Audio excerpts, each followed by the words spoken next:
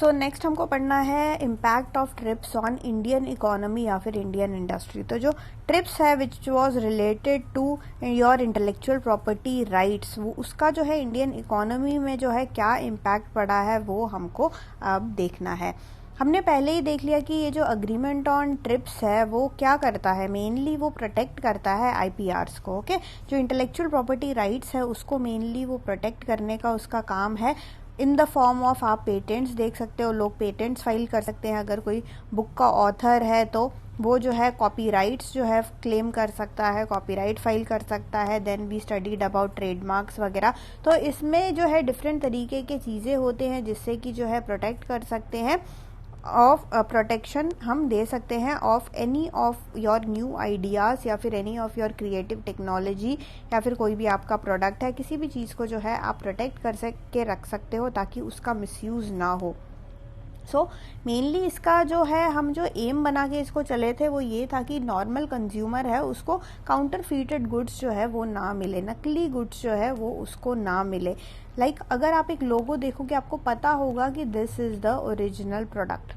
Okay, so वो एक trust होता है, वो ट्रस्ट आप नहीं चाहते कि नकली प्रोडक्ट जो है मार्केट में पूरा जो है भरा रहे और बंदा जो है, जो कस्टमर जो है वो बेचारा वो सोच के ले रहा है कि वो शायद असली प्रोडक्ट है, वो असली प्रोडक्ट के प्राइस भी दे रहा है उसको, बट उसको नकली प्रोडक्ट मिलता है, तो कस्टमर इज़ गेटिंग चीटेड। तो हम वो नहीं चाहते कि हमारे जो बेचारे कस्टमर्स हैं वो उसको कुछ हो। तो इसलिए जो है ये भी एक कारण है जिसके लिए हमने यहाँ पे इंटेलेक्चुअल प्रॉपर्टी राइट्स वगैरह को रखा हुआ है। सो ये जो सारी चीज़ें हैं इन सब का रजिस्ट्रेशन जो है, चाहे वो डेवलप्ड कंट्रीज़ की अगर हम बात करें, चाहे हम बात करें हमारे डेवलपिंग कंट्रीज़ की, तो हर जगह पे रजिस्ट्रेशन तो इसका होता ही होता है। एंड जो कॉर्पोरेशंस हैं, जो बड़े बड़े कॉर्पोरेशंस हैं, एमएनसीज वगैरह हैं, वो जो है वो पर्टिकुलरली आप देखोगे कि वो इन सब का जो है पेटेंट्स करवाते हैं कि ऑब्वियसली उनका जो है स्केल ऑफ वर्किंग जो है लार्ज होता है, वो प्रोडक्ट्स भी जो है बड़े बड़े बनाते हैं। तो ऐसे चीज़ों में उनका ज़्यादा आपको रहेगा, उनका ज़्यादा इन्वॉल्वमेंट आपको यहाँ पे रहेगा। और यहाँ पे अगर क्रिटिक्स वगैरह की बात करें, जो भी एनालिस्ट है, जितने भी एनालिस्ट हैं, उन्होंने यही देखा है कि मेनली एमएनसीज इसको यूज़ करते हैं ताकि जो है अपने इंटरेस्ट को प्रोटेक्ट कर पाए, अपने प्रोडक्ट्स को प्रोटेक्ट कर पाए, प्लस अपने जो है इंटरेस्ट को प्रोटेक्ट कर पाए। तो इसलिए एनालिस्ट क्रिटिक्स ऐसा बोलते हैं कि वो सिंपली जो है जो पेटेंट होल्डर्स है, all this is heavily weighted in favour of patent holders while protecting the interest of MNCs and developed countries. तो मेनली वो यही बोलते हैं कि भाई डेवलप्ड कंट्रीज जो है, देखो सारे टेक्नोलॉजी लेटेस्ट वगैरह आप मेनली देखोगे डेवलप्ड कंट्रीज से ही आता है। ओके, क्योंकि उनके पास एक्सेस है, उनके पास पैसा है, उनके पास रिसोर्सेज ज़्यादा है as compare to your developing countries, जो कि बेचारे वहाँ पे जो डेवलपिंग नेशन में ऑलरेडी इतनी भुखमरी चल रही है, वहाँ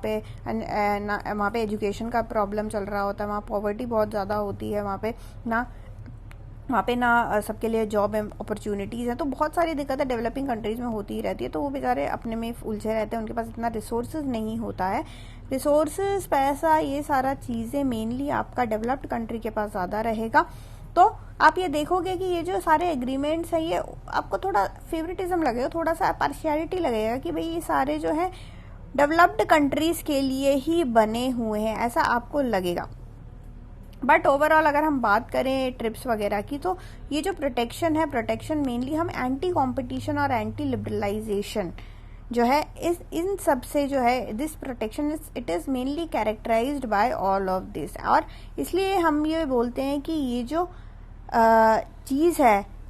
ये इंटेलेक्चुअल प्रॉपर्टी राइट्स के बारे में, it should be dealt with the existing world intellectual property organisation, ताकि जो है किसी भी प्रकार का फेवरेटिज्म या हो ये सब ना मिले देखने को, रादर दैन, क्योंकि ये गैट सिस्टम में इंक्लूडेड है, बट वो लोग बोलते हैं कि it should be included in world intellectual property organisation.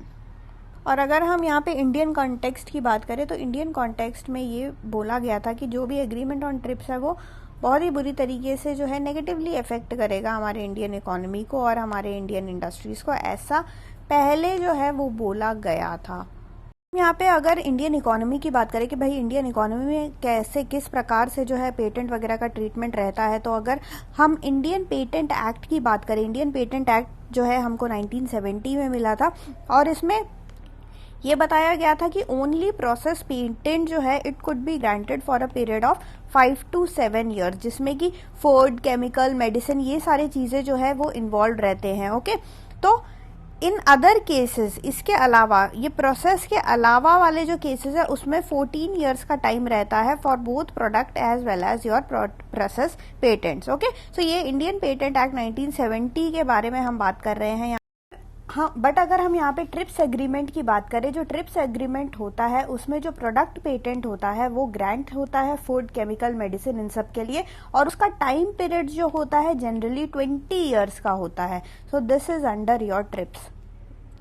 तो आप यहाँ पे टाइम डिफरेंस देख ही सकते हो, जो ईयर्स का डिफरेंस है वो यहाँ पे आप क्लियरली देख ही सकते हो। तो इसमें एक नेगेटिव चीज ये रहता है कि जो जेनेरिक ड्रग्स और जो जेनेरिक मेडिसिन होते हैं वो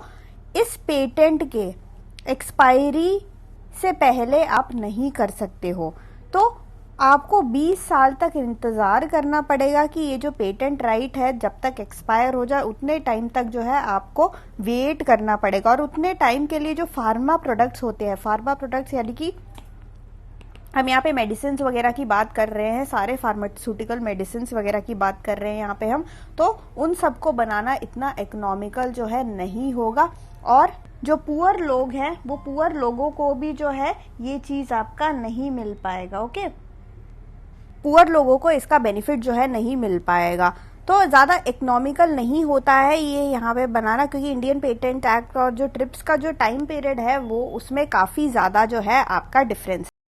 और ये जो पेटेंटेड प्रोडक्ट्स है जो कि मोस्टली एमएनसीज के हैं, उनके पास एक डोमिनेंस रहता है मार्केट में, तो उनके पास एक वो इस पोजीशन में रहते हैं कि वो प्राइस ऑफ ड्रग्स जो है उसको वो इंक्रीज करने के पोजीशन में भी होते हैं, मतलब वो कर सकते हैं इंक्रीज अपने मन मर्जी से। तो इस केस में जो कॉमन पीपल है वो लोग जो है वो सफ़र करते हैं। इसके अलावा बहुत सारा नेगेटिव इफेक्ट भी बताया हुआ है कि बहुत डिफरेंट एंगल से जो है काफ़ी सारे जो एक्सपर्ट्स हैं उन्होंने एनालाइज किया है कि भाई इंडियन इकोनॉमी या फिर इंडियन इंडस्ट्री के लिए ये सब किस प्रकार से है। और ये भी बोला गया है कि it has been pointed out that less than 16% of the Indian pharma market is accounted for by patented drugs. और इसमें भी काफ़ी सारे ऐसे ड्रग्स हैं, काफ़ी सारे ऐसे प्रोडक्ट्स हैं, ऐसे मेडिसिन है, स्पेशल मेडिसिन हैं जो कि पेटेंटेड है।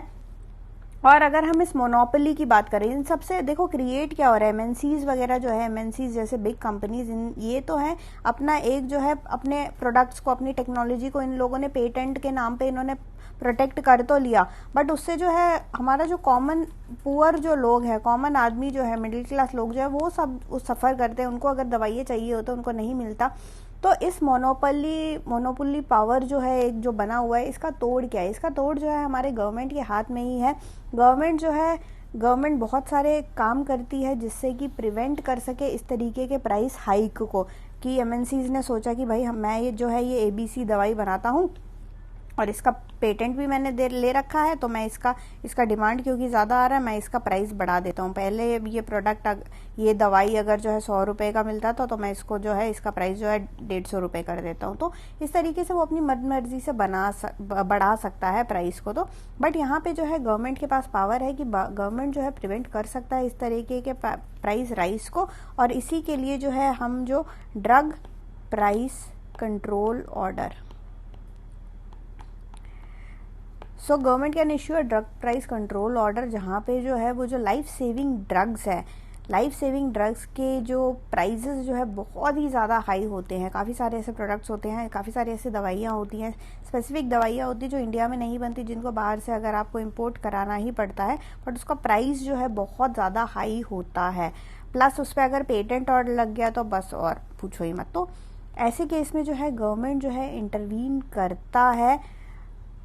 कि प्राइस जो है अफोर्डेबल वे में जो है किसी प्रकार जो है वो मिल पाए to all the people who are in need. हाँ, तो यही है कि जैसे अगर इंडिया में भी जो है पेटेंट मिल जाए, इंडिया में भी अगर पेटेंट प्रोटेक्शन जो है इंडिया में भी मिल जाए, तो ऑब्वियसली इंडिया में भी जो है इन सब का मैन्युफैक्चरिंग होगा। सो पेटेंट सिस्टम जो है जो कि ट्रिप्स एग्रीमेंट के अंदर है, उससे इंडिया भी फ़ायदा उठा सकता है। इंडिया में भी जो है, इंडिया जैसे कंट्री है तो इंडिया में भी एमएनसीज आके जो है अपना मैन्युफैक्चरिंग बेस जो है वो सेटअप कर सकती है और इंडिया में वो प्रोडक्ट्स को जो है क्या कर सकती है, जितने भी आपके फार्मास्यूटिकल प्रोडक्ट्स है उसको वो जो है बना सकते हैं। इसके अलावा इसमें रॉयल्टी का भी बहुत ज़्यादा इश्यू आता है कि रॉयल्टी किसको मिलेगा, क्या मिलेगा, बर्डन ऑफ प्रूफ जो है वो किस हिसाब से रहेगा, वो सारा चीज़ें भी जो है काफ़ी सारे इश्यूज़ हैं जो कि इसके अंदर जो है ट्रिप्स में कवर अप होता है। एक और एस्पेक्ट है ट्रिप्स एग्रीमेंट में कि जो हमें कंसर्न था जिसके regarding that was with related to patenting of plant varieties. तो जो IPR है उसके अंदर प्लांट वेराइटीज़ को भी पेटेंट जो है बड़े बड़े MNCs ने कर दिया था। प्लांट ब्रीडिंग और जो सीड मल्टीप्लिकेशन की अगर हम बात करें, प्लांट ब्रीडिंग की हम यहाँ पे बात कर रहे हैं, और सीड्स की मल्टीप्लिकेशन, जो ऐसे प्लांट्स होते हैं जो रेयर प्लांट्स होते हैं, जो मेडिसिनल वैल्यू वगैरह के प्लांट्स होते हैं, उनका ब्रीडिंग करना या फिर उनका जो सीड मल्टीप्लिकेशन अगर इंडिया में अगर हम बात करें तो मेनली यूनिवर्सिटीज़ और जो आपका Indian council of agricultural research जो है जिसको हम ICAR बोलते हैं, ये मेनली ये सब काम करता है। तो अगर जो है MNCs जो है इनका इन सारे रिसोर्सेज पे जो है अगर पेटेंट राइट्स ले तो MNCs के लिए तो वो काफ़ी ज़्यादा प्रॉफिटेबल रहेगा ऑब्वियसली, और MNCs के पास जो है बहुत ज़्यादा रिसोर्सेज है ये सब करने के लिए। बट अगर हम बात करें इंडिया की, इंडिया का जो ICAR है इनके पास इतना ज़्यादा रिसोर्सेज है नहीं, तो वो लोग जो है ऐसे पेटेंटेड जेनेटिक मटेरियल को जो है अगर उनके पास एक्सेस नहीं है ICAR के पास, तो हम लोग यहाँ पे कुछ रिसर्च वगैरह नहीं कर पाएंगे, हम लोग बहुत कुछ यहाँ पे नहीं कर पाएंगे। जेनेटिक रिसोर्सेज अगर हमारे पास अवेलेबल नहीं रहा, अगर सीड प्रोडक्शन और ब्रीडिंग को ही अगर आपने रोक दिया, तो जो है हमें फुल तरीके से जो है वो लार्ज फॉरेन कंपनीज या फिर ये जो MNCs है उन पे हमें डिपेंडेंट रहना पड़ेगा। तो ये हमारे लिए, अगर हम इंडियन इकोनॉमी की बात करें, इंडियन इंडस्ट्री की बात करें, this is bad news for us. ये बिल्कुल भी सही चीज़ नहीं है इंडिया के लिए। इंडिया के इसके अलावा अगर हम इंडिया की बायोडाइवर्सिटी के बारे में बोलें, इंडिया का जो बायोडाइवर्सिटी है बहुत ज़्यादा उसमें जो है बहुत ज़्यादा वैरायटी के चीज़ें हैं यहाँ पे, तो बट उसको भी जो है प्रोटेक्शन की ज़रूरत है बायो पायरेसी से। बहुत सारे फर्म्स होते हैं, बहुत सारे इंडिविजुअल्स होते हैं जो कि जो है ये इंडिया के जो हेरिटेज के कुछ चीज़ें हैं, कुछ कॉमन नॉलेज हैं, कुछ एंशियंट इंडिया में एंशियंट स्क्रिप्चर्स वगैरह है, उसमें बहुत सारी ऐसी चीज़ें लिखी गई हैं। इंडिया के जो पुराने वेद वगैरह है उसमें बहुत सारा जो है ज्ञान है इन सारी चीज़ों के बारे में। तो ये सारी चीज़ें जो है वो नॉलेज जो है कहीं और ना चला जाए, कोई और उस पर जस्ट पेटेंट के नाम पे जो है हमसे हमारा नॉलेज ही ना कोई छीन ले, तो ये सारा चीज़ें जो है दिक्कत करेगा। फॉर एग्जांपल अगर हम टर्मरिक की बात करें,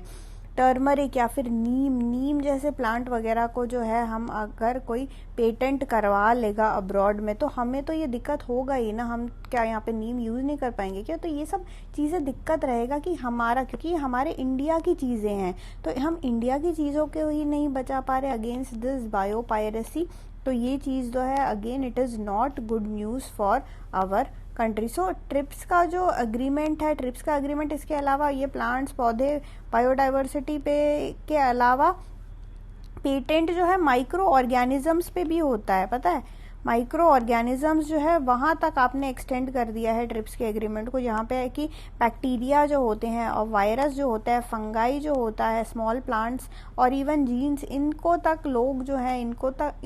तक बड़े बड़े कंपनीज जो है वो पेटेंट करा रहे हैं। तो पेटेंट करा के ऑलरेडी एक डोमिनेंट पोजीशन पे है ये सारे MNCs वगैरह। तो ये भाई हर चीज़ को बस देख के जो है छाट के हर चीज़ का पेटेंट कराए जा रहे हैं, इससे बाकी लोगों को नुकसान है। और बाकी लोगों में अगर हम इंडिया, स्पेशली इंडिया की बात करें, तो इंडिया पे जो है ये इम्पैक्ट डालेगा ही डालेगा, है ना, क्योंकि हम एक तरीके से डेवलपिंग कंट्री हैं, हमारे पास इतने रिसोर्सेज हैं नहीं,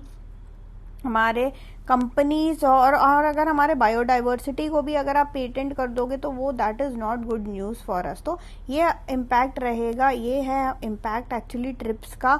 जो इंटेलेक्चुअल प्रॉपर्टी राइट के जितने भी एग्रीमेंट जो है जो सब बन रहे हैं विथ रिस्पेक्ट टू पेटेंट हो गया, कॉपीराइट हो गया, ये सारी चीज़ों पे जो है, ट्रेडमार्क, हर चीज़ पे जो है इंडिया पे इम्पैक्ट जो है वो ज़रूर रहेगा। और